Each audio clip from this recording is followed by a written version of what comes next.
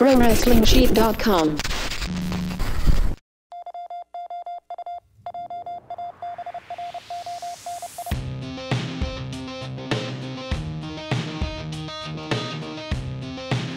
And welcome to Wrestling Sheet Radio. I'm your host, ProWrestlingSheet.com editor-in-chief, Ryan Satin. I'm here with my co-host, Jamie Iovine. Hello, doing the Dude Love Shuffle. Yeah, fancy shirt you got on there today. It's last week you had sandals and socks on, and now that we're on video, everyone gets to see how wild Jamie dresses sometimes. And I will give somebody, one of our viewers now, a gift that I will decide upon later, if they can predict what I'll wear at any episode, even if we're on episode 500. Does it have to be exact? At least 2 articles right. Because, I mean, like, at certain points, when it gets cold, poncho is an easy one to throw in there. Yes. Poncho. But I have 5 of them. You do have multiple ponchos. But I even, I don't like to give Jamie shit for the way he dresses because Jamie is way more fashionable than me. But even when I saw him walk in with sandals and socks, I was like, I'm Jamie's sorry. bold for pulling that off. When you have Debo from Friday, one of the greatest movies of all time, of this generation at least, printed on your socks, it is a crime to hide them inside the sole of a shoe. Fair enough. And now, Elijah Bates could not be here with us this week. He was tending to some personal stuff. Please, I don't want to get into his details, but if you listen to the show and you're a fan of the show, go send some positive vibes this way. He can really use it without getting too personal. He's dealt with some stuff this week, so the past week and a half or so. So please send him some love, some support, some positivity his way. He could really use it right now. He's okay, but he's just dealing with some stuff, and it would be awesome if you guys could send that his way. But in his place is the co-host of Collider Bodyslam's Raw and Smackdown recap show that we've been doing every week since, it's been past like 2 weeks now, I believe. So it's John Rocha. Hello, everyone. Thanks for having me on the show. 2 things. A, shout out to Jamie. I don't know what you're going through, but brother, sending you a lot of love. Thanks for Elijah, sorry. Thanks, man. Thanks for letting me. I was going to say, Elijah, thanks for letting me take your spot this week. I'll do my best to do you proud. And Jamie, this is the hairiest mother effer I've seen since Robin Williams, so shout out to Jamie. And look, if you want to win a prize, follow me on Instagram, DM me, and on Twitter, and I'll let you know what Jamie's wearing before he walks on the set. We can split the prize. You guys get each half pair of Beats each, Done. You get 1 headphone each. Wow.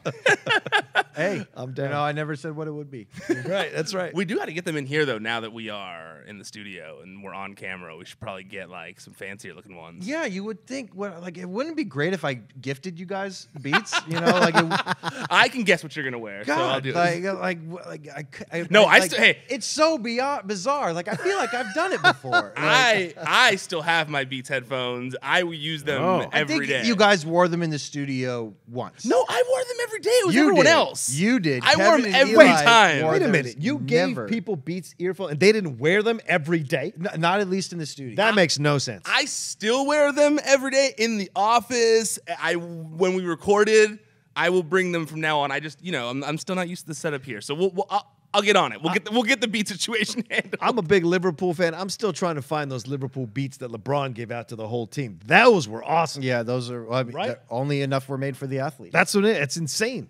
You're going to have to go find a Liverpool athlete. I'm going to rob some one of those lower team members.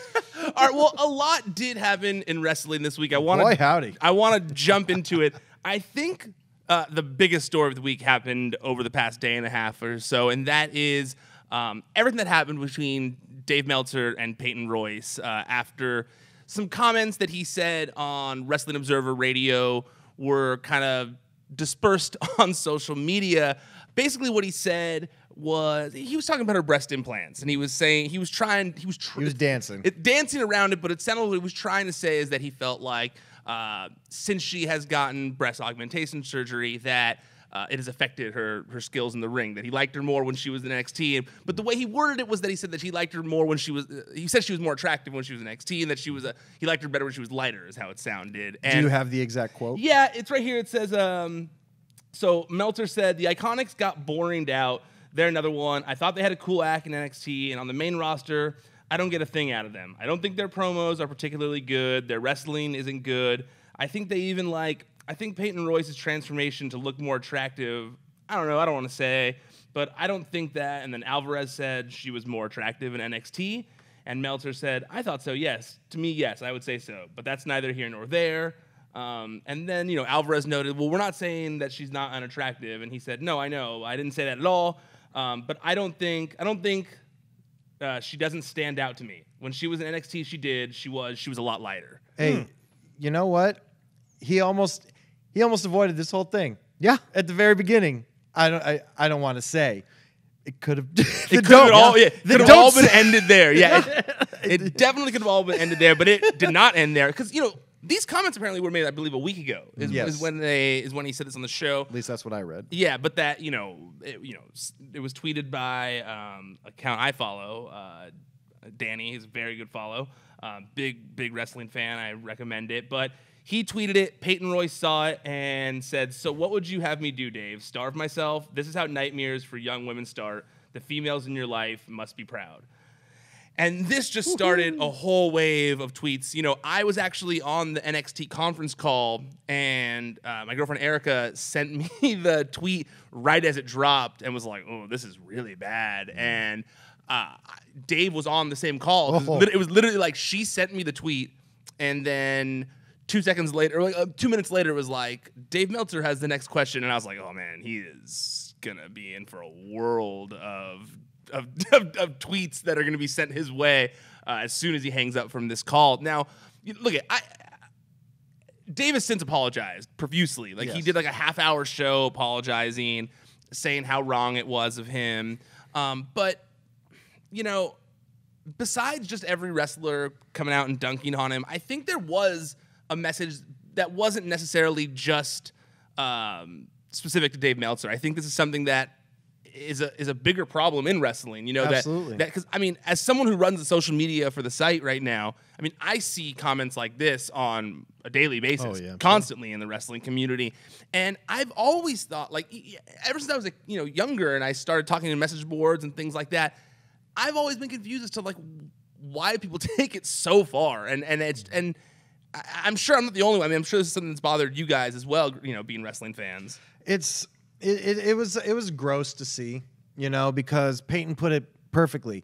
That is something that not just women in professional wrestling, women in all walks of life have to deal with, unfortunately. Yeah. It goes to show, what a lot of these people are doing to their bodies nowadays, whether it be through the Kardashians and Instagram and all that stuff, there is a certain level of quote-unquote attractiveness that women aspire to be now, and it goes for men as well. Maybe not as much because I don't think it's unfortunate that women have to live up to a higher standard than men do in terms of in terms of life. For instance, if a guy farts or burps or lets himself go, that's what a guy does. But if a girl does any of that shit, lets herself go, maybe doesn't even shave her legs one day, and it's like, what the fuck? It's like a topic. It's like, holy shit, no. It's like, you shouldn't do that. And it's a shame. It really is, and especially with professional wrestling, where yes, your body does have to do is a big part of it. It is, but in terms of judging somebody just because you think they're less attractive, first off, at its base is gross, and. The reason why I'm kind of just including every other walk of life is because this is a hyper-focused incubator of attention, which is WWE. They are being viewed from not just America, from all over the world. And you don't think that the women, I'd like to think that the women especially, look at all these photos of them, whether it be ones that WWE posted and they didn't know about, or a bad angle that a fan took. You don't think that they're like, fuck, I really wish that's not out there right now. Of course. Look, I've been sitting in my apartment doing stuff not on camera for the past 3 years, and now that there's a camera in front of my face this close, I'm like, shit, man, I gotta go to the gym, dude. What am I doing, And so granted, this is a terrible angle, and it's better in the podcast room, but still, I can only imagine what someone who has a much larger magnifying glass on them has to go through, especially when you're half naked in front of everybody. Yeah, and if you're a movie star, you're in a movie once or twice out of the year. Yeah, these guys are on TV. Well, in terms of Peyton, 2 or 3 times. At least 2 times out of the week. Yeah, and I mean, I know somebody. I mean, I don't know because I'm not her, but I can imagine that somebody who is so young in the wrestling business and is already at a certain level of intimidation, and then arguably the most prominent, I guess is a word for it, wrestling journalist calls you specifically, you, not your partner, you out. And says that you don't look like the way you should, and that's why I don't like you as much. And especially when it's someone who looks like Peyton does. Yeah, but she is so attractive. Like, I mean, that picture that Spud posted. Oh my God, that girl is gorgeous. Sure. Well, I think the thing is and we talked about this on the SmackDown recap. We have talked about how we don't feel, or at least I have, that the Iconics are over anymore. The boring stuff, if that organically happens in a crowd, you are almost done with your act or your character or your sketch, like, and they're it's just repeated. So he was making a decent opinion about the situation. Yes, it was when he said, "I probably shouldn't say this," and he knew he shouldn't say this, and then kept going, and then the lighter thing. And you know, with Alexa Bliss talking about the body issues that she had transitioning from being a fitness model into being a wrestler and being putting on a little bit of weight to look like a normal woman, you know, to say the biscuit butt comments that she was getting that were offending her. The stuff with Nia Jax that was going on. This is just an incredibly insensitive move by Meltzer to not read the room, to not understand that these comments you just don't make.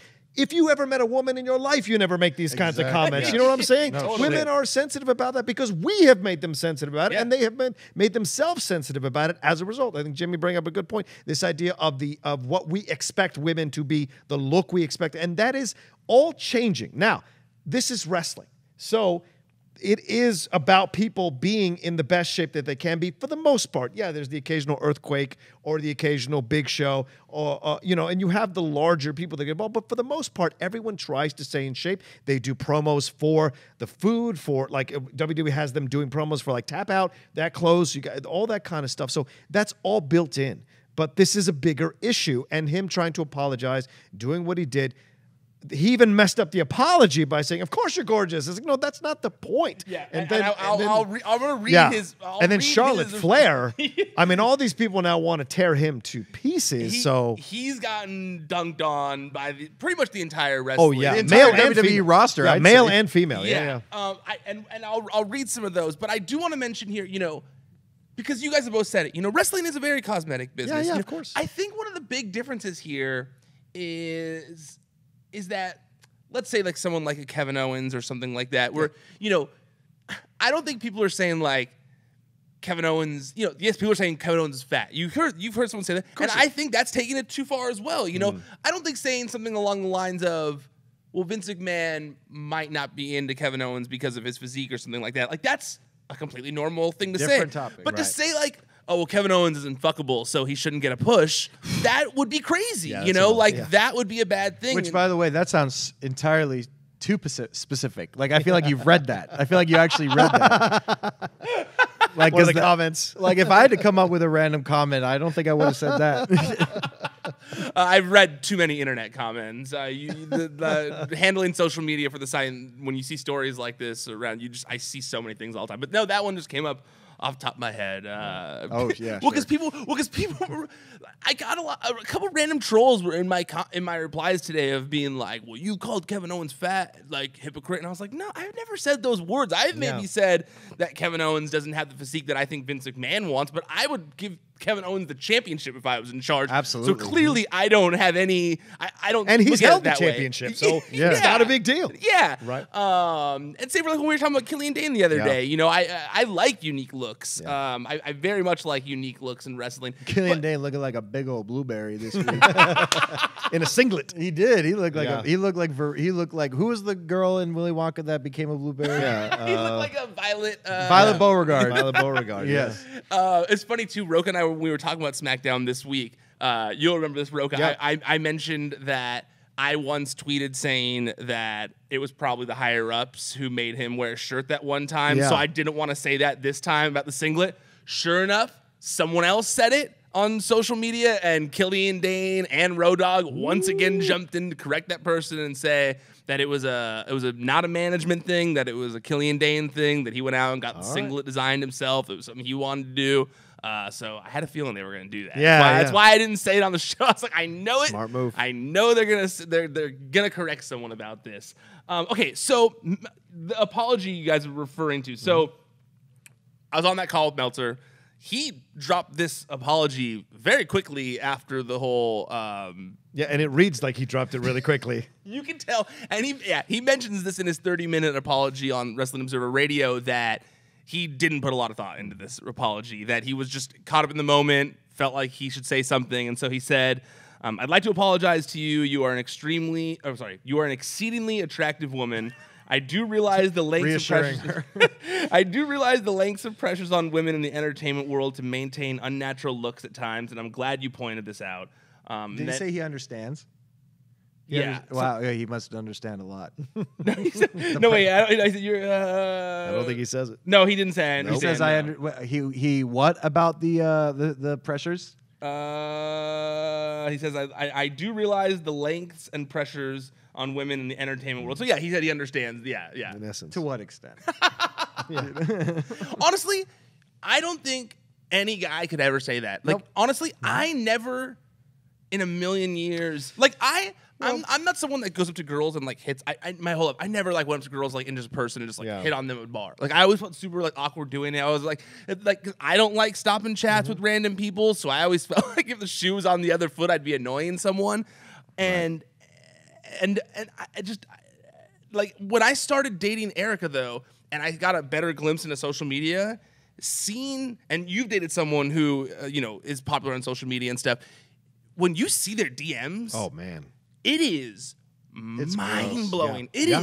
It will never make you want to hit on a girl via DM ever again. Like the things that I see in her DMs on a daily basis, I don't know how women can deal with that sort of thing. Like they are so much stronger than us when it comes to that kind of thing. It's the whole thing with dick pics that I just don't understand. I've never known one woman that wanted to see one that has like gotten one and been like, look at that. You know what? I'm gonna take this guy up. You know what? I changed my mind. I'm gonna go out with him now.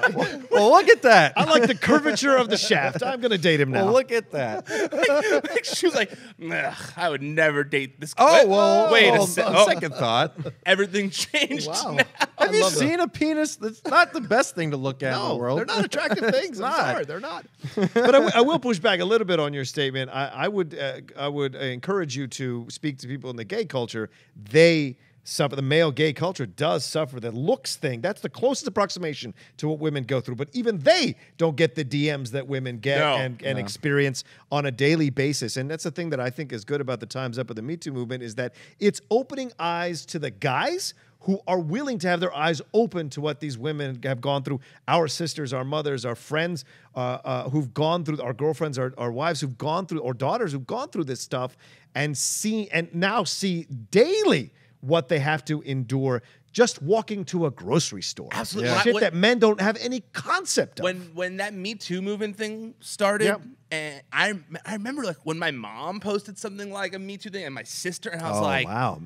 What? They told stories of the Me Too from well, their own they basically like they said they didn't go into detail, but they basically said like it's happened to me too. Yeah. That kind of thing's happened to me too. And I just remember thinking like, fuck, man, like that's so bad. Like every time I hear all these stories, and so yeah, I mean, I understand that wrestling is a cosmetic business, Sure. But I do think that there's a line. Like there is a line, and going through and being like, oh, that girl is not good because she's not as attractive to me anymore. Like that's bad, especially when it's someone like Meltzer who does have the biggest platform in wrestling.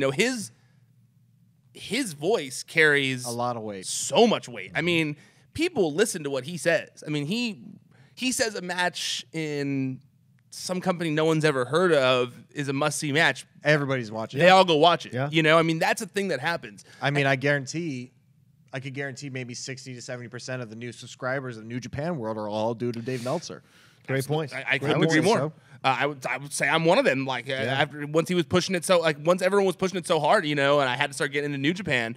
But he's been one of the people championing it for a long time. But even more so than even that is as someone who once again reads everything that hits the social media on for the Wrestling Sheet site. and I read every other wrestling news website, his opinion is echoed by many people afterwards. When he said something, it kind of becomes the narrative amongst wrestling fans, at least for a large portion of them, So, I am happy that so many people said something, though. It could have been one or two people. It could have just been Peyton and Billy. I mean, we've seen people like Lana and Rusev, or, I'm trying to think of some of the other ones that come to mind, Ty Dillinger, I think, or, there's a few other people who have openly said negative things about Dave on social media, but a lot of times it felt like personal. Whether it be Bruce Pritchard or it be or Randy Orton or anybody like that, we kind of get the narrative now that a lot of the older guys or even a lot of current WWE guys don't really care for Dave. They don't. And so WWE's kind of trained some people, not all of them, some people to dismiss everything Dave says. Yeah, absolutely. And I think that more so even is that they've also been told to not talk about him. I think that they've kind of been told, don't feed into it. Like, just pretend he doesn't exist type thing, for the most part, unless there's, some kind of like big thing like this. I saw a bunch of conspiracy theory types that were tweeting about how it seemed almost like an attack from WWE, that like they were told to to go after Dave yesterday, and that is super not what it was. I mean, I find that really hard to believe. From what I've been told, it was more so the fact that they're not supposed to kind of acknowledge him, right? And because it was something they were all passionate about and happening in such mass that they couldn't all get in trouble. So it was like, well, shit, if we all have our chance now, let's all take our shot now. They were living by that. I wish a motherfucker would. They were waiting. They were waiting. Yeah. Yeah, it was that, and like, well, Carano can't call all of us. Yeah. He can't call all of us. So let's all just get it in while we can, because obviously, I mean, I'm sure a lot of those people did have prior opinions about Dave that they were ready to get out. But that's not why they were doing this. I think that it was a mixture of the two. I think it was, obviously, this is something that needs to be said because, like we were saying, it's something that, beyond Dave, just happens in the wrestling industry every day. Every day. And so I would love to see it go away. I really would. If that book does happen, I'm blanking on her name, and I know it, and this is driving me nuts. She's putting out, it's this indie wrestler, and she's putting out a book that's like DMs from a female. Oh, Jordan Grace? Yeah. If that does come out, and I don't know if she could legally do this, but put up the handles of who did it. Oh, wow. I feel like if you send something on DM, you are surrendering your right to your privacy in that way, especially if it's a derogatory comment or a comment that is offensive to a woman, and you're trying to attract her for some reason in some pig-headed, ungrateful way, or chauvinistic way, then you deserve to have your handle published and that message put out. Don't give me this right of privacy crap. I agree. Screw you. Yeah, no, just because it's a private message doesn't mean like the other person agreed to keep it private. Like, exactly. I mean, I get that that's the general that's the idea. Yeah, that's the unspoken rule of DMs, but if you know the person, that's something else. Do you think I've always wondered this, and I'm not going to go into too much detail here because I don't want to reveal my idea. But I wonder what you guys think, because it's one of those things that I've been working on for a few years. What do you think the legality is of doing a book about tweets, like using tweets like a coffee table book? If all the tweets are a certain subject of something that you find very interesting. If they're tweets and not just a picture of the tweet, that's social media. Yeah, I think that's legal. Yeah, is that has legal? To, you think it's public? Yeah, How you published it on a public forum. Yeah. Right? As soon as you publish a tweet on a public forum, you have surrendered your right to the privacy of the tweet. It is out there for everyone to read, so you can certainly screen grab it and use it for whatever conversation. I think so. Or else someone could have sued for like people who do screen grabs of tweets of other people's tweets and put them up to make comments about them. Not retweet with a comment. Take pictures of the tweets. Yeah, see, I think that's what I have to do is take pictures like on my phone of the tweet so that it's technically my picture. Right. Or use your computer. Maybe it'll look cool. It's a good idea. I've been compiling tweets for this idea for like years. Can I say one last thing about this Absolutely. Peyton Royce thing? I saw a lot of fans pushing back. Oh, well, she's put implants in herself. Why? Why does that? Who is she to say like, oh, this is how you influence young women? Isn't she setting a bad example? No. A woman is allowed to alter her body as she sees fit. Yep. That's her body. Just like you're allowed to get plastic surgery on your body if you're a male, you're allowed to do whatever you want to do. Penis implant, whatever you want to do. It does not mean that you should not still symbolize something positive for young women coming up. So these are these kinds of things that I feel like, oh, she wears makeup. Oh, she must have issue with her face. No, these are stupid comments that don't actually understand the situation. They're trying to win the debate instead of understanding what the debate is actually about. Yep. And I think those are the mistakes I've seen on some of these comments on Twitter. No, that's what's bothered me too, is trying to like win the debate as well. Yeah.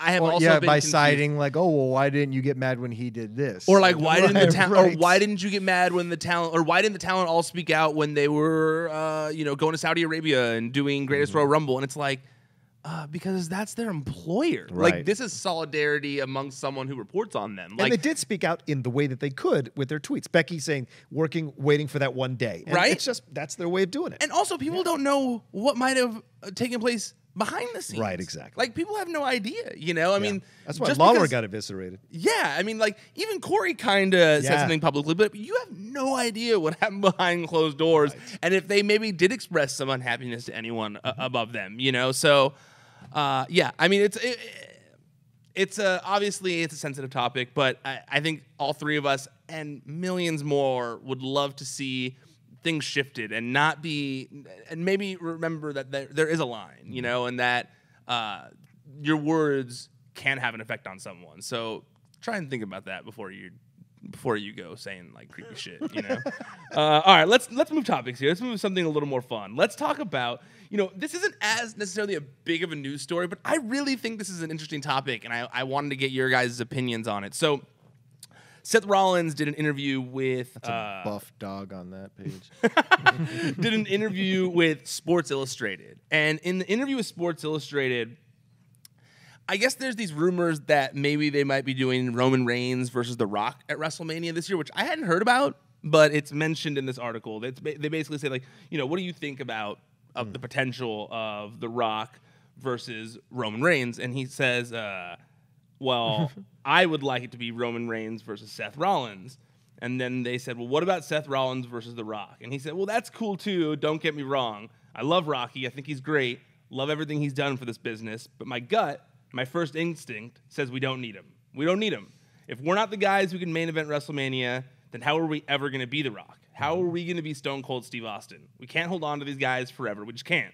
To me, let's do Seth Rollins, Roman Reigns before we do Seth Rollins versus The Rock. That's me. This goes back to that whole argument again. This argument has been happening ever since they started implementing the part-time thing. And I mean, on one hand, yes, you want the talent that is currently signed with the roster that are there every day. You want them to be heavily featured. But also, nobody is really taking the ball the way that The Rock did, the way that Stone Cold Steve Austin did, the way John Cena did, and ran with it. I mean, Roman is that guy right now, but does he feel like it? No, he doesn't. But at the same time, to play devil's advocate here, the guys you listed there were given the ball for real. Yes, no one's really been given the ball for real. Yes, but a lot of these guys are given the ball. A lot of those guys are given the ball and then are not able to run with it, such as Ultimate Warrior. And such as The Undertaker and a few of his title runs as well. I mean, obviously, Undertaker has gone on to be incredible, and he's a landmark of the business. But just because you give somebody the ball doesn't mean they're going to run with it automatically. And yes, a lot of those guys were given the ball. But the argument could still be made that the ball has not been given to anyone in a really long time. But I also think you don't get the ball until you can actually show you can run with the ball. Absolutely. You will get the belt. You don't get the ball. And that's the difference there. And they can't do that with Roman. I think Seth is possibly the next contender to run with the ball for a while, but there's really no one else. Rusev ain't going to be able to do it, I don't think. And a lot of these, not because they don't deserve championships, they obviously do. It's just to be the face of the company. And I don't think there's anyone there. Has been that? I don't think AJ is. He's been a great champion. he'll be a champion that people will remember. I mean, he's in his short. I mean, yes, he's been there for maybe 2 or 3 years, but he's already had amazing matches. Because he's had amazing matches. He's made a lot of money merchandise-wise for them. He's now going to be on the cover of a video game. He has held the title on SmackDown for longer than boy last year. This may be crazy, but I think it's going to be Alexa Bliss. I think Alexa is the one to run with the ball to be the face of the company. Interesting. She has all the attributes. She has all the personality. She's still young and growing into her strength as a wrestler and as a personality. She's got a good social media game. Plus, she's got a connection with the fans. People love her across the board, regardless of gender. And I think she is the closest thing we have to a genuine superstar from that era, from The Rock and Stone Cold and all those guys, even Hogan, all of them. Since More Cena, so than I guess. Ronda Rousey? Yeah, I would. Oh, yes, because Ronda's got a few years Ronda's ago. an MMA person. But just Ronda like Rousey AJ. is already, in my opinion, just as over as Alexa Bliss is. Yeah, but for different reasons. Like she's made her bones in the UFC. She's already comes in as a product. AJ, in the same way, in my opinion, he made his bones in the indies and other wrestling organizations before he got to WWE. You don't have that with The Rock or with Stone Cold. I mean, Stone Cold was in WCW, but he was being wasted in WCW. So you don't have these guys really blow up in other federations, then come over. It doesn't feel the same. And I think Alexa's the one, because they brought her into NXT. She's a fitness person. They brought her through the ranks. She really grabbed the ball, and she has run with it as champion. There's a reason they stripped Nia as quickly as possible, gave it back to Alexa. They saw that it works better when she has the ball. And so that's Absolutely. the closest thing. And I also think they only gave Nia the title because they booked themselves into a corner. Yeah, they were that like, too. Very well may have. We That can't too. have her lose this feud the way we booked it. Yeah. But when you say AJ, yeah, he's a great champion, and yeah, he's a great tool if you want to pull out a great technical wrestling match. But he's old, man. I mean, he's in his early to mid 40s. You're not going to give somebody control of the quote unquote ball if he's already in the twilight of his career. I'm guessing you heard that on Something to Wrestle With recently, because Conrad always talks about that when he's talking about age, and he'll mention the fact that AJ's like 41, I think, or something like that. Yeah, and I mean, back in the day, that was the end all be all, of course. Totally. But I mean, but when you hear that, you go like, "Wow, AJ's 41? Crazy!" I mean, I do, and yes, I have heard Conrad mention that a few times, and it is surreal to think Stone Cold Steve Austin retired at 39. I know, right? Which is just insane nowadays. And I mean, I'll probably be corrected for that if that's not the actual age, but it was before 40. It was young. It was before 40, and I just think AJ it's not so much that he's too old to perform, because obviously he is not. It's just that there's no longevity in it. Yeah, you know for these guys, and it goes back to when I was watching. Even though, I mean, take it for what you will. I was watching Beyond the Mat recently, just throwing it back on, and they like that. Just to speak on your point, they really emphasize the people that they can invest in from the jump for 5, 6, 7 years, and that's people like homegrown, like Alexa Bliss. I'm not saying I don't know if they'll pick her or not, because I don't think WWE, as progressive as they are right now, are ready for a figurehead of a woman yet. I mean, obviously, in a perfect world, that'd be great, but I just don't know if WWE is there yet. I think we're gonna get. I think this year we're getting the WrestleMania main event. I think it's entirely possible. I think we're getting Ronda versus someone as the I think that's entirely possible. It'll be Alexa. She's been too much of the face of the company of Raw. She's been her and Roman have been the focus of Raw. Yeah. I mean, Braun is really kind of taking a back seat in the past few months. And the Miz is sorry, Jamie, you're going to finish your point. No, that was pretty much it. I mean, it's just like going back to the original point. It's this old time and time again argument that do you need him? No, you didn't need Goldberg last year. You know, you don't need these guys. But I mean, you need WrestleMania is the one night where young, middle, and old fans come together and watch shit. Yeah. And they all want to see that. Did we need to see the NWO doing a casual... What? Don't get me wrong. I love the NWO and I love Hogan, Hall, and Nash. Hobbling down the ramp. Hobbling down after DX did a full-on sprint. Yes. Like sprint. And then you just see DX waiting at the bottom of the ramp for them. Yeah. Come on.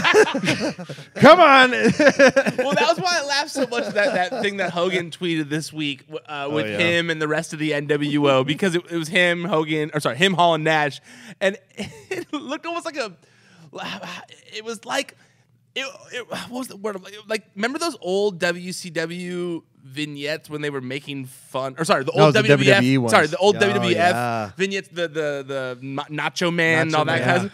Billionaire Ted. It almost Gilbert. felt like that. Yeah. But in 20 years later, about the NWO now, like they were kind of like old men, kind of like still wearing their young guy clothes. I and stuff, loved doing it the though. thing. It was like It was what was that? It was like. What was that movie about the 4 old astronauts? Oh yeah, a Space Cowboys. It was like Space Cowboys. That's a great point. To me, it felt like the Expendables. You're getting the big guys back together that Yeah. you grew up with, that you enjoy. He even made a Starcade reference, which I was He like, did. what? At Starcade 97. I He was like, what did. are you talking about? So I enjoyed that. But to the original point of this conversation, I think Seth can say this now because Seth is in the mix. When Seth becomes The Rock or Stone Cold, he'll love to come back in main event because it's an attraction. And you make a great point, Jimmy. WrestleMania is where you go and you kind of want it to be a show. And so you bring the older guys back to have their fun, to enjoy. Like we had that Royal Rumble with all the old dudes that when you were Mean Gene called gimmick it. Royal Rumble? Yeah, the gimmick Royal Rumble. All of that, we had that. So it's a fun time to do that. I get his point, absolutely. And every young up-and-coming wrestler who's about to get the ball felt the same way when the old guys were coming back Well, I because mean, it takes a spot. You want to shine. I mean, even John Cena used to say Right. about The Rock. About The Rock. He And said that it was for like legitimate. 3 years to finally get that. But match. then you get And that now Hollywood now that paycheck. he's in Right, Hollywood, he's right. like, my bad, Rock. Yeah. I see why you were He's doing even it. come out and said, Yeah. I spoke too soon. My bad. Shouldn't have said that about The Rock. And you're like, hey, we got you. We saw it. We know what you're doing, Cena. Yeah. It's where you're at in the station But of things. I But at the same also time- find it hard to believe, and then I'm sorry to interrupt it's you. okay. I find it hard to believe that if Vince McMahon came to Seth and say, we're going to put you in a program with The Rock, and you're going to fucking win at WrestleMania, that he would be like, nah, I don't want to do it. No, more so he'd be like, sorry, Vince, put me against Roman. Like, fuck no. You'd be like, yes, thank you, sir. Like, Yeah, especially thank if you he's for the gonna go opportunity, over. sir. Vince would just blink at him if he said that. No, put me with Roman. You're gonna do what I tell you to do. Listen, pal. You know what? Actually, you're losing to Fandango on the pre-show. Never mind. And I will say, that Seth did mention because the interviewer asked and they said, but do you see how it's good for business to bring in that Rock audience, or do you not care? And he said, I see that perspective 100%. I get it. There's nothing wrong with growing, getting bigger, and putting more eyes on your product. I totally understand that. I get it. But at some point, we got to move on from that. And, I agree with everything that you guys said, right? Same Like thing. about, people want to see past, present, future, all that kind of stuff. But, I mean, all three of us have definitely seen WrestleManias that did not have that, that are in our minds as epic things we're never going to forget. So I don't necessarily know. Yes, the past 5 years or so, or maybe even longer than that, we've kind of been trained to think WrestleMania is where the part-time guys come back. But, it kind of was better, in my opinion, when that wasn't the case. When there wasn't that, because it hadn't been around long enough to have that. Yeah, I liked when the Royal Rumble... I liked when WrestleMania was about the winner of the Royal Rumble going to get his one shot at WrestleMania to win the title. And now, a lot of times, that Royal Rumble winner is like the fourth most important thing on the card, And it's it's 7 hours of nostalgia. And it's like... I like nostalgia. I'm into it. But at the same time, with guys right now, the roster is loaded. I mean, Daniel Bryan, Braun Strowman, Seth Rollins, Roman Reigns, AJ Styles, Rusev, all, and that's just, I named 7 people. I could have named 10 more, that could easily fill out a 6-hour show that would put on a WrestleMania-worthy show if given the opportunity, but instead they were they're like, hey, let's bring back the NWO. Again, this I say this all the time. You have to think about it as a business, and Vince.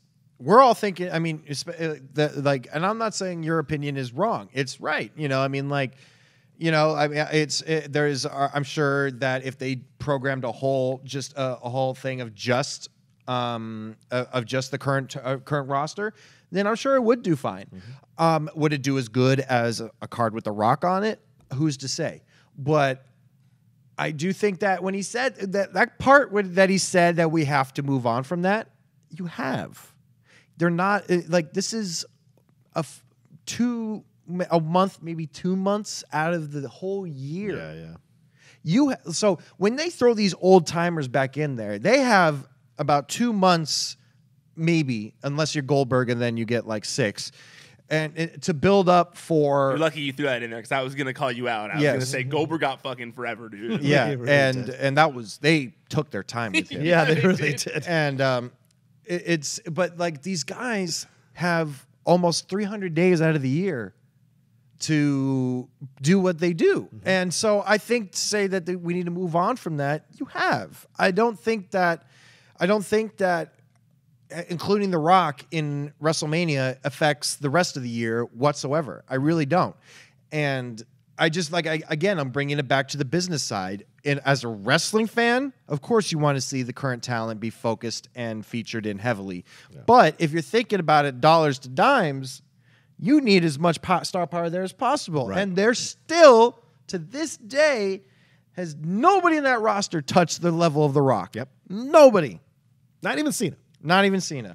I agree with Daniel. Longevity, maybe. Yeah. But power? Yeah. No. It's true. I mean, at the end of the day, I mean, The Rock, if The Rock wants to be WrestleMania, The Rock should be wrestling at WrestleMania. I think that's really what it is. And he'll get the biggest pop of the night, too, which is what you want. Yeah. Yeah, and, until WWE figures out that happy medium where they can have part-timers featured, but not in the main event spot, but then that doesn't make sense because you're spending all this money on them. So, they need to find that happy medium, and they haven't yet. Maybe they will, but, in a perfect world, you would throw The Rock versus Rusev because they left that unfinished. Yeah, mid-card. I would much rather that. Which in a perfect world, that but to me is... if you think The Rock isn't going to be in the main event, you're out of your fucking mind. You think Rock's going to sign the contract to be in the mid-card? Yeah, no. Yeah, no, very good point. All right, well, another big story this week, in my opinion, was Jeff Jarrett filing a lawsuit against Anthem Sports. Now, this to me, we recently discussed Colt Cabana suing CM Punk, and it's very similar to that, in terms of like... It'd be your own. Yeah, where you really weren't expecting it, I mean, they made this big announcement that they had acquired GFW and everything. Yeah, so I remember. I was so confused when Jeff Jarrett had a deal announced with Fight semi-recently where it was like Global Force Entertainment was going to be doing something. I was like, wait, I thought that like Anthem owned Global Force now. And this lawsuit really kind of helped explain that. Basically, Jeff Jarrett in the lawsuit explains that the merger with Global Force Wrestling and Anthem never went through, but they continued to make money off of his IP and not send him any whatsoever. If what he has said to, what he is claiming is to be believed. But it kind of sounds like, based on putting everything together, it sounds legit, I mean, basically, the only thing I'm wondering... Well, didn't you mention a few months ago that whole merge, they never signed they never like... That's what I had heard. I had heard that, yes. I had heard that, and now... I remember you mentioned that. Yeah, and now he is, now he is going out there saying, like, basically that they were in talks. The talks were to acquire GFW and for him to come on as COO, I believe, of Anthem Wrestling. Then, the talks kind of went through. They signed a deal for him to be COO. They signed a term sheet for the merger. But then 5 months passed and he got fired. Now, this is the part that confuses me is how in that 5 months the merger never went through technically. But he says he never got the money for it, that 5 months passed. He got fired, and when he got fired, the deal went away. So when the deal went away, they kept the tapes to that GFW Amped show that they had filmed, and that they started to promote them on the Global Force network that they have. They continued to keep kind of like their logo looking like the Global Force Wrestling logo. For all intents and purposes, they made it seem like they still own the company, basically, which is really shady if that's the case, right? Yeah, I mean, I would think that a lot of this was kept on record, a lot of these transactions and deals and whatnot, and if it's on the up and up, I mean, this goes back to, I don't remember what I was about to reference, which another court case that if it's, if that's what it is, then it's pretty it's clear cut and dry. They owe money, and if what we heard a few months ago, that the deal never happened, then yeah, they've been profiting off of the global force for quite some time now. But I also want to say that, like, not to be a dick, but how much do you really think they were making off of Global Force's name? Well, some people, like, if they don't care about the dollar amounts, the principle of the thing, and it seems like with Jeff Jarrett, who loves to sue people, it seems like this is a situation for him that he's like, well, my name still matters, and he's run federations, so Jeff has a certain instinct or approach to it that a wrestler who is just a wrestler on a card might not have, and so he understands all these business deals and the ins and outs, and so he values his image. Listen, I've never seen a guy value himself more with less track record to prove his value than Jeff Jarrett. But respect the fact that Jeff goes and gets his money. And so he fights for it tooth and nail. Jeff Jarrett. I mean, they put him in the Hall of Fame. I never thought he would ever walk in the WWE Hall of Fame in my life. It's like that whole thing they always say on some of the wrestlers. Oh, which one's your favorite Jeff Jarrett match? That one. That one, yeah. That one. It's like, I can't. The Good Housekeeping match. Like, but China beat him? Yeah. As much as we joke, I feel like not enough props are given to Jeff Jarrett for surviving. He's the best self-promoter there is. Yep. No question. Best self-promoter, and every time you think the dude is like out of the business forever, he's like Hydra. Like when you cut off one head, other ones grow, and it's like two other heads grow or whatever. And like that's 100% Jeff Jarrett. I mean, it's amazing. He's like those backup quarterbacks back in the 80s and 90s. Like he's 40. Why is Steve Walsh still on a roster at 42 years old? Like, how is he still being employed? I mean, you would have never. I would have taken money bets that he would have never been in the Hall of Fame. Oh yeah, I would have bet so much money that he is on the list of nevers. Yeah. Him and Scott Steiner. Yeah. Oh yeah. Yeah. Who I feel bad is probably on that never list. You don't He's show a up. nice guy. He showed up to the event and threatened murder. But like besides that, he's a nice guy. Like he came, like he didn't even tweet it. He went there. I just want to go to a Shoney's one time. I want to speak to the manager. I have an issue with these pancakes. I tweeted about Scott Steiner this week. Someone tweeted saying share your favorite wrestling memory, and that one of Scott Steiner always sticks with me because everyone always thinks he's so scary. He's like the scariest dude. And I remember Kevin Silva and I were at WrestleCon. I don't know if you saw the tweet. We were at WrestleCon and a few years back, and when WrestleMania was in San Francisco, we were at WrestleCon, and like that far away, like where that pillar right there is, like Scott Steiner was standing there basically, and I thought he was mad dogging me. Like he was just mugging me. Like, and Kevin and I were standing next to each other, and I'm like, is Scott Steiner staring at me? And he's like, Scott Steiner is definitely staring at you right now. And we're like nervous. And Scott Steiner, for those of you who were watching can see me, but Scott Steiner did like a quiet little with his finger summon me when he just does the one index finger come here kind of thing. I would have ran. Dude, Kevin and I I just looked at Kevin like, we gotta go over there, don't we? And he's like, yeah, we super have to go over there. And I was like, oh fuck. He's like, something. I hope I didn't say anything. And I just imagine Kevin, not for namesake alone, being like Kevin from The Office when they find out Jim likes Pam and her former fiance is gonna kill him. He's like, I got your back, man. That's like basically his what it was like. I feel like if he summons you over, prison rape is in the equation. Is in the equation. Kevin's like, I got you, dog. These are all the thoughts that were going through my head as I'm going over there, like, oh man, this is gonna be so bad. And then we get up to him and he was just like, hey man, I really like you on TMZ. You're funny, man. Like, good work on there. Thanks for representing wrestling. And I was like, I would have been dumbfounded. I wouldn't have been able to speak. I'd be like, of all the outcomes, this is not the one I think it's that is the reaction we had. Kevin and I. I'm just Dr. Strange in the corner going like, and I'm like, thinking of all the outcomes. This is the one where you don't die. This is the only one where you don't die.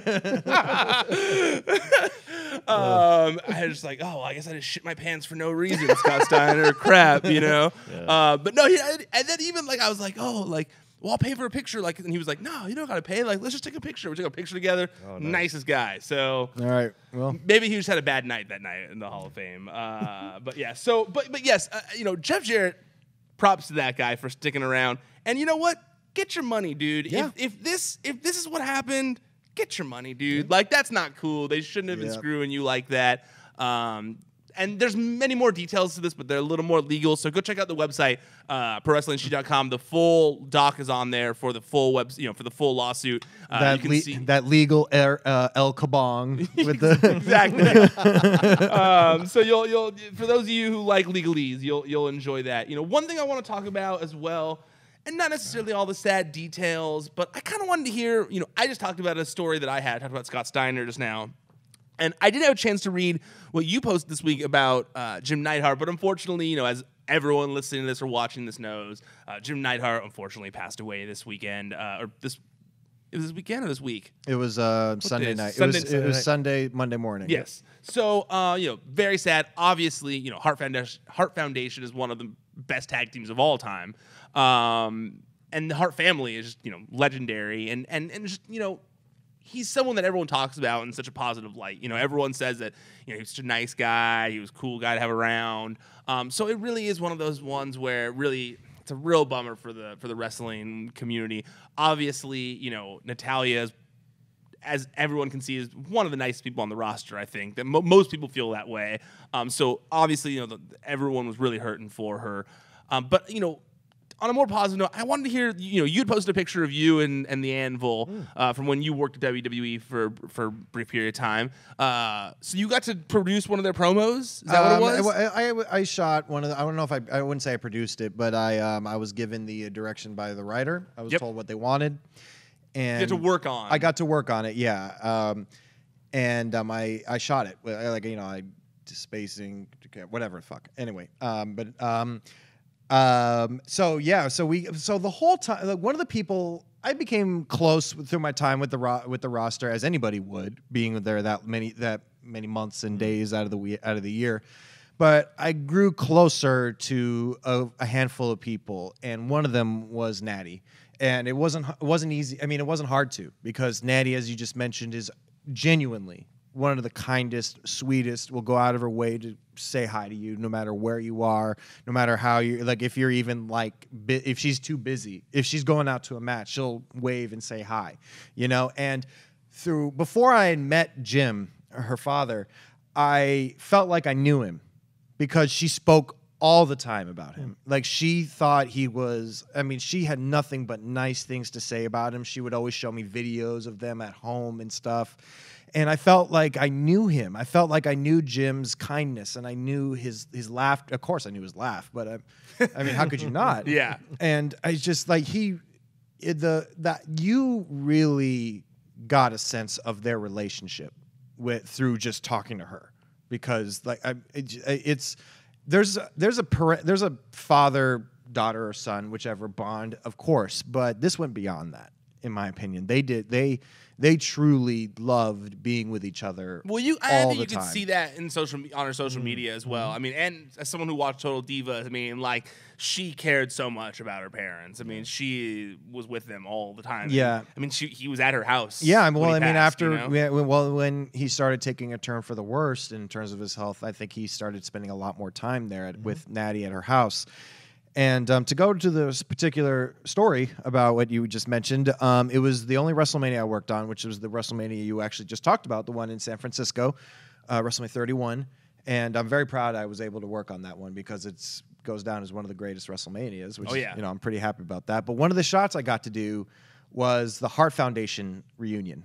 And Bret was off camera talking to one of the writers, so he wasn't in the shot, which is fine. I would have liked a full Hart Foundation photo, but I'm not going to knock Bret for that one. Well, you're the Bret of the photo, so it's okay. Yeah, totally. So one of the shots, it was a pre-tape, and it was Natty being encouraged by the Hart Foundation. I forget what match she had, but and it was Jimmy, Bret, and Jim. And I really try, because I grew up watching these guys, and seeing Bret by himself is one thing, seeing Jimmy and Jim by themselves is one thing, but when you get a whole faction together like that, it's rare, especially nowadays when everybody's unfortunately dying at such a young age. And I kept it all internal I was all like, all right, okay, so Jim, we need you over here. And Natty, just from knowing me as long as she did, read me like a book. Like, she read it, like, immediately, without even, like, made it super cool. She was like, hey, this is fun. Like, hey, Dad, and Jimmy and Bret. Well, Bret was over there. Like, get in the hug. Let's get a picture right quick. Is she the one who took the picture? She's the one who took the picture. That's awesome. And I'm gonna have that forever now. Yeah. And when I met Jim, he was like, oh, because I'd mentioned in another post, I had made a custom when I was still able to before the Apple merger with Beats. I was able to make a custom Heart Foundation headphone that I got made for Natty and TJ and the rest of their family. And she sent me a photo of him wearing them. And I posted the photo. If you want to go to my Instagram, you could see it. It's a cool photo. It's just that he looks real happy. He was a guy, and it wasn't just that. He found joy in little things. Like, just small stuff that, like he was a grateful human being. He really was. And when I met him, he was so nice, just super easy to talk to. Like I almost felt like I was meeting him for like the 5th time because he was like his personality and his energy and his love for his daughter transcended media and photos and all that stuff. And I mean, I texted Natty and I didn't text her because I didn't know if the time was right, but I did tweet at her and I was just like, listen, you gave me a piece of your father that I will have for the rest of my life. And, you know, that means a lot to me. And I think that I don't think I was alone in that relationship. I think Natty's father, especially all the people that he met through Total Divas or through Natty visiting her at the locker room, I think that everybody felt that. And you know, it's in a world where wrestling deaths are too common, it's even less less common that somebody passes who is universally loved throughout the entire locker room, and he was. Yeah. No, I think you said it perfectly there. He always seemed like a really nice guy, so I'm glad you got that moment with him, you know, because that is cool to have. You know, I think that, you know, wrestling fans do need to kind of cherish those moments and try to make more of them. You know, I think sometimes we'll like not necessarily, you know, to try and be cool or to try and not be awkward. You know, you don't necessarily ask for that picture sometimes, or you don't take the pictures. You know, pay the $5 for the picture. It might be a fun memory you'll never forget. That, you know, especially 10 years later when, you know, they're not around, or even, unfortunately, even sooner than that. You know. Now, Rocha. Yeah. Do you have to leave at 6 still? I do have to leave it a little bit. Yeah. Okay. So then, can we do one more topic? Yeah. So can I say one last thing? Absolutely. Yeah. I just want to make sure. Jim, I don't have that. That's a great experience, bro. Like, I'm super just in honor of that. Like, I'm jealous of that, and I wish I'd had that experience with him, because the clips that I've seen of him outside of being the Anvil, he seems like an incredibly warm individual who caring, and you know, you find that in those big guys who wrestle, they sometimes have the biggest hearts, and you know, pun intended. And for me, the Hart Foundation, look, I was never the biggest Bret Hitman Hart fan, but I loved the Anvil always because of the laughter. You liked the tag team, but you just didn't like Bret? Yeah, I didn't like Bret. I liked the tag team, but I didn't like Bret. I always thought Bret was a bit snooty. And what I liked early about Hart Foundation. Yeah. By the way, I don't mean to interrupt. no. On Tuesday Night Titans, I watched an old Tuesday Night Titans recently, and Bret, like during peak Hart Foundation, where did he go? Yeah, exactly. He could talk. Yeah, that guy disappeared almost overnight. But Anvil was so great at that, and the laugh and the stroking of the beard and everything. And whenever they would tell him to calm down, like the way that he would go crazy on the mic when he do those promos, I loved it, because you never knew what was going to happen. With Warrior, it's a different kind of never know what was going to happen. But with Anvil, it was like you were so like excited to see where he was going to go with it, and when they always had to calm him down. And I think one of my favorite promos was when Warrior was trying to calm the Anvil down. I'm like, this is so insane. And so all of that. So whenever they would bring him back on television, he was one of those guys that was always happy to see, because I never felt like, you just tell from his essence, I never felt this was a genuinely bad dude. This was a guy who loved what he was doing and he enjoyed being part of it. And that picture of him, Davey Boy, Bret, and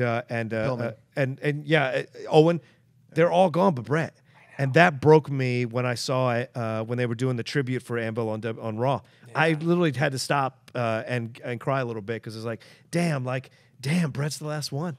And that's heartbreaking in so many ways. And he's not even in the best health. You're right, exactly. I mean he's better than he was. Not since the Goldberg thing. And it's a shame, but I just see this happening in the future that, I just see it happening. It's a shame that's going to happen. That probably ESPN will do some sort of special. Very much like they did on the Von Erichs. Family. Like I don't know enough. I hate saying it because there are people in that family that don't deserve any of this stuff. Yeah, and there are I don't know any other than the Von Erichs. I can't think of another wrestling family that has had this much bad luck. Yeah, they've had a tragic tale with sure. that kind of legacy. With that kind of legacy, through it all, Natty shows up every day to work with a fucking smile on her face. Yeah, she's a warrior. Well, I saw because everyone was sharing, Anvil promos and stuff like that. I was cracking up at one. It was very early Hart Foundation in WWF. Actually, when I was watching, I was thinking like, man, if you had seen this, you would have thought that Anvil was the one who was going to be the world champion while watching it. But it was cracking me up. They were talking about the British Bulldogs and. They were talking about what was the dog's name? Oh, they said, what's a female dog? Dog? And the interviewer was like, well, it's a bitch, and he's like, the proper term is a bitch. Exactly. What you call it? That was the best. And then Bret's like, I loved it. Yeah. No, it was good stuff. All right, well, Rocha, I know you have somewhere to be. We got started a little later than we would have liked, so the show's gonna be a little shorter this week. But if you want more of us, there is other stuff in the Wrestling Sheet Radio feed. There's Top 5 with James and Kevin, where they talk about the top 5 best things in wrestling this week. It covers NXT, covers Impact, so there's a bunch of stuff on there. Also, you can check out the shows with Rocha and I. That's the Collider Bodyslam Raw and Smackdown recaps. Those 2 shows, the recaps, are also available on the YouTube channel. It's youtube.com/C/Wrestling Sheet. You can see our beautiful faces on there as well. I need to get in shape a little bit, but still, you can see us on there. It's fun being able to actually see us talk as opposed to just listening to our voices. If you are watching on the YouTube channel, though, I implore you to also please go subscribe to our audio feed on iTunes, on Podcast One. It really does help us. If you go there, you subscribe, you leave a review or a rating, it really does help with the algorithm. Same for YouTube. You subscribe on there, you share it. All those things help us grow. They help us get the word out to more people. If you're entertained by the show, then someone else will be too. So please help spread the word until the next episode. Until then, Rocha, where can people find you at? Wait a minute.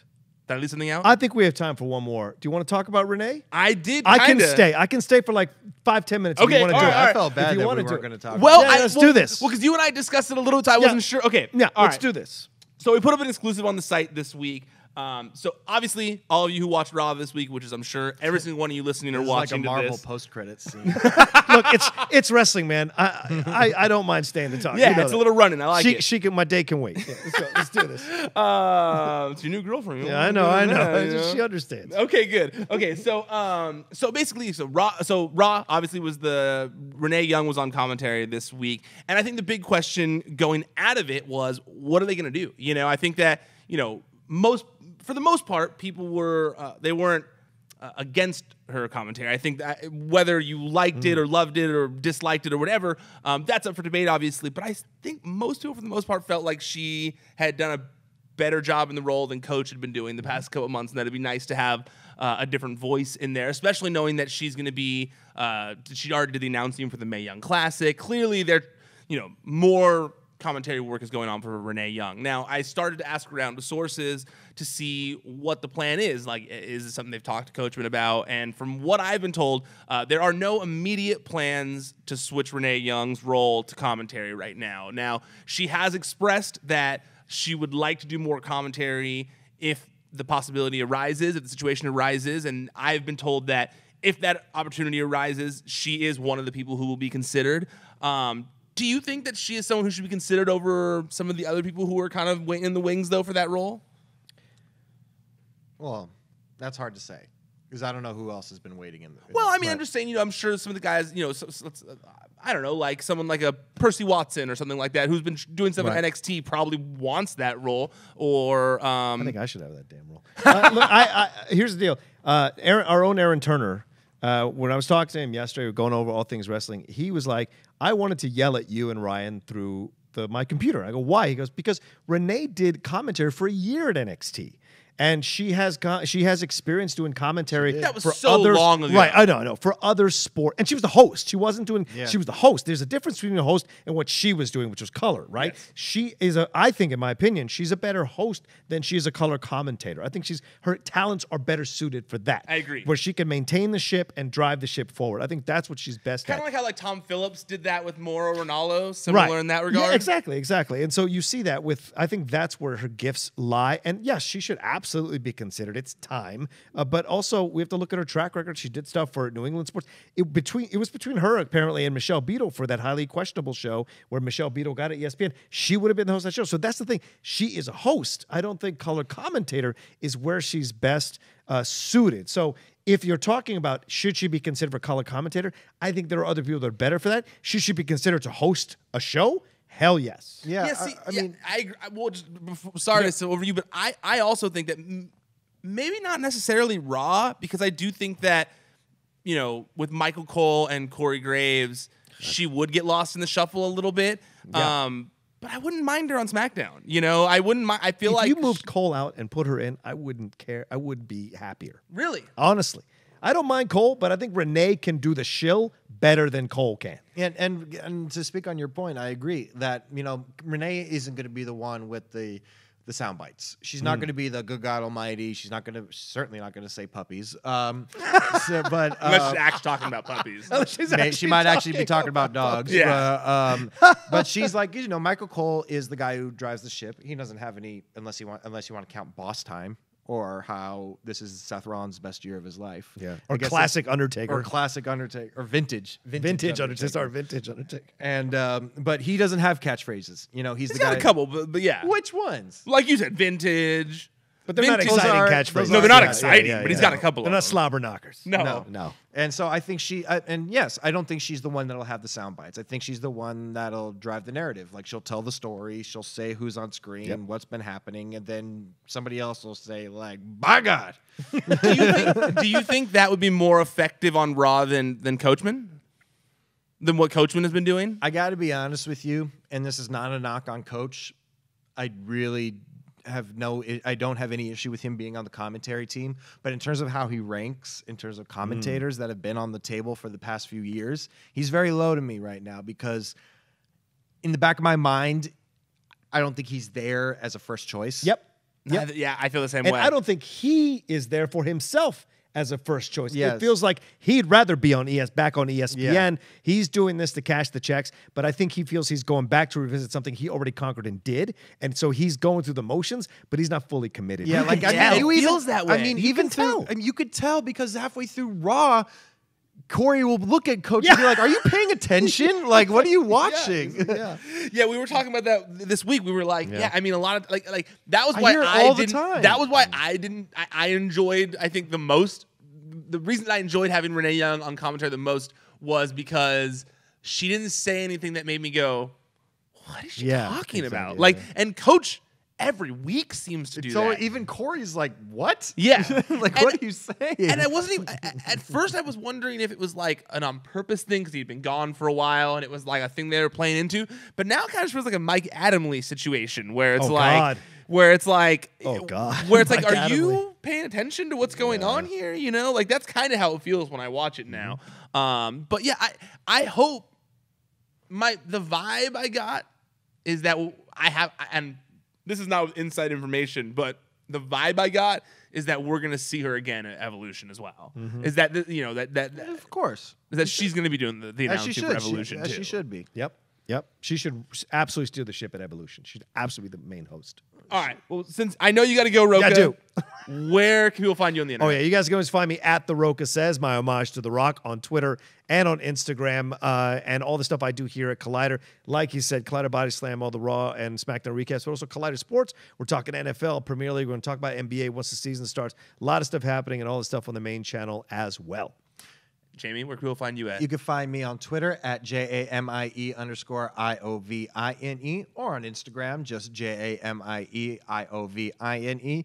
And if you were in New York this weekend, I will see you at SummerSlam. Ooh, Oh, you're going to Nice. SummerSlam this Yep, weekend? I'm I didn't going, realize I'm going that. on Saturday. Are you going to hit Brooklyn too? Are you going to hit NXT TakeOver? Or are you just going Nah, to I get Okay. in too late. Unfortunately. Oh, damn. That would be cool, though. And you can find me. I'm at Ryan Satin on all social media as well. You can find the website. It's at Wrestling Sheet on Twitter, Facebook, and Instagram. And like I said, please subscribe on here. If you're watching via YouTube, it helps us out a lot. If you're listening to the show, please subscribe on the audio feed as well. Okay, that's it. We're done. Officially tapping out for now. Until next time, stay out of the dirt. Keep your eye on the sheet.